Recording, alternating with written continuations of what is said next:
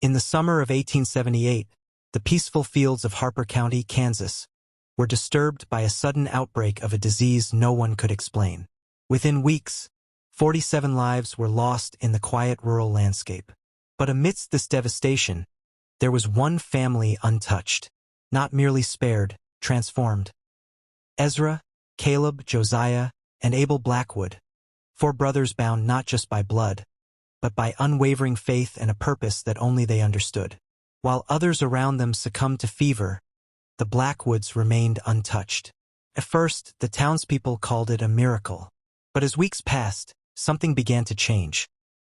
Witnesses reported that their shadows didn't behave like normal men's shadows anymore, that when they spoke, their voices resonated with an unnatural harmony that caused physical pain to those nearby, and their eyes reflected light like nocturnal animals.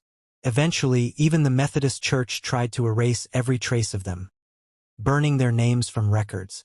Local physicians refused to record what they saw, and the Kansas State Medical Board sealed the case entirely, ensuring the truth would never see daylight.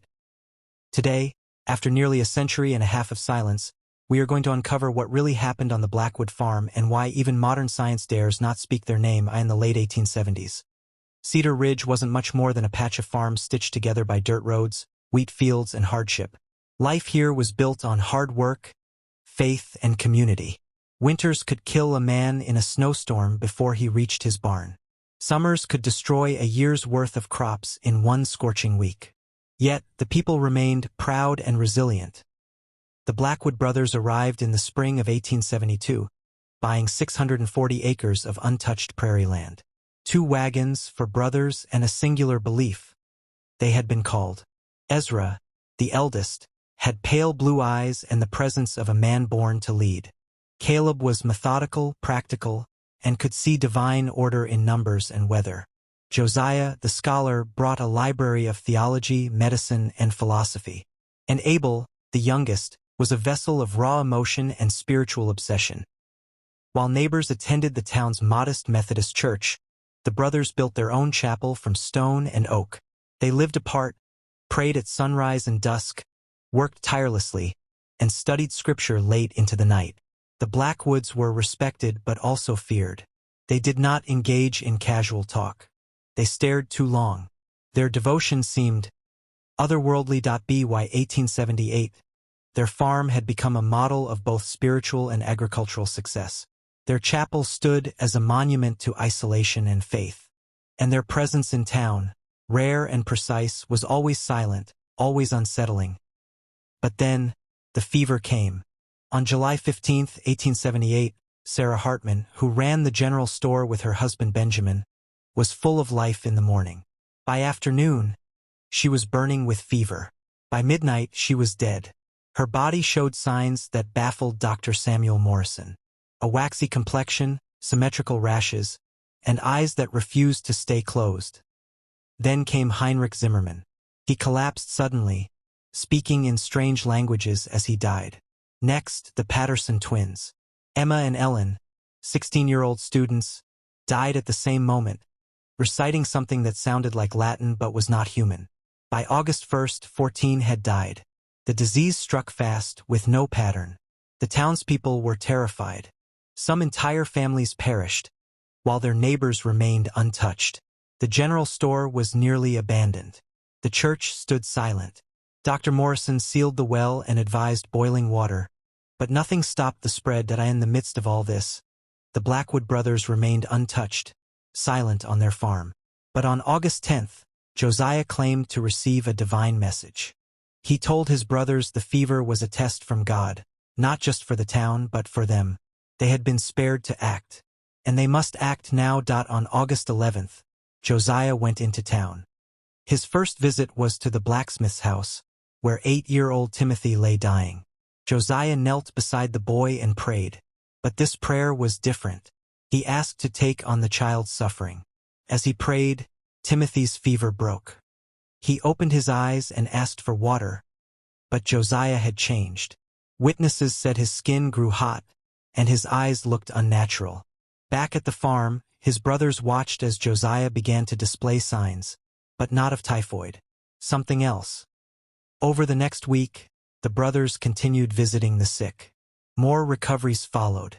But so did strange symptoms. Ezra's voice grew deeper.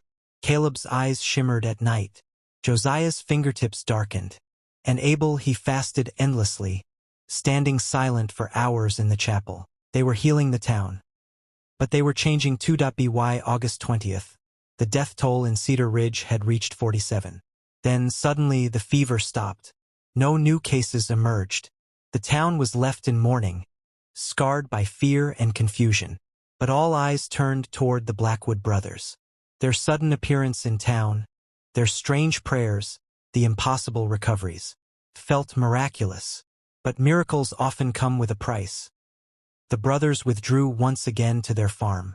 Their chapel doors closed. Smoke rose from the chimney, but no one was seen. Ezra, once composed, began to speak only in scripture. Caleb's journals grew erratic, filled with symbols and sketches of strange geometry. Josiah stopped eating. Abel stopped speaking entirely. Neighbors who passed by the property reported odd sights. The brothers walking silently in formation through the fields, barefoot in frost. Lights glowing inside the chapel at night. And the sound of chanting that didn't match any known language. Dr. Morrison, still haunted by what he had witnessed, made one final visit. He begged the brothers to allow him to examine them, to document what was happening. He was turned away, but not before he caught a glimpse of Josiah standing in the window, eyes glowing like coals. Later, Dr. Morrison's private journal contained this chilling note. Subjects have transcended human biological classification. Further contact discouraged. The process is irreversible. He turned his notes over to the Kansas State Medical Board. Days later, the case was sealed permanently. What followed was silence. The Blackwoods stopped coming to town. No one saw them. No one heard them. Their farm stood still, frozen in time, as if holding its breath. Years passed. Eventually, a storm destroyed their chapel. The farmhouse burned under mysterious circumstances, and the brothers were never found. Some believed the brothers left. Others believed they ascended or descended. No bodies were ever recovered. No graves were ever found, and nothing was ever proven. The town of Cedar Ridge moved on, but something always lingered. The land where the chapel once stood remained dry and barren. No crops would grow there. Hikers reported strange feelings when passing the ruins. Some claimed to hear whispers carried on the wind. Decades later, researchers attempted to find records of the Blackwoods. They discovered the church logs had been purged. Census documents altered. Newspaper archives missing dates. It was as if history itself had been rewritten. But stories remained. Oral accounts, family journals, Dr. Morrison's final entries, found in a sealed box in an attic. And the names Ezra, Caleb, Josiah, and Abel continued to surface in whispered stories across the prairie. Those who dared to speak of them warned others.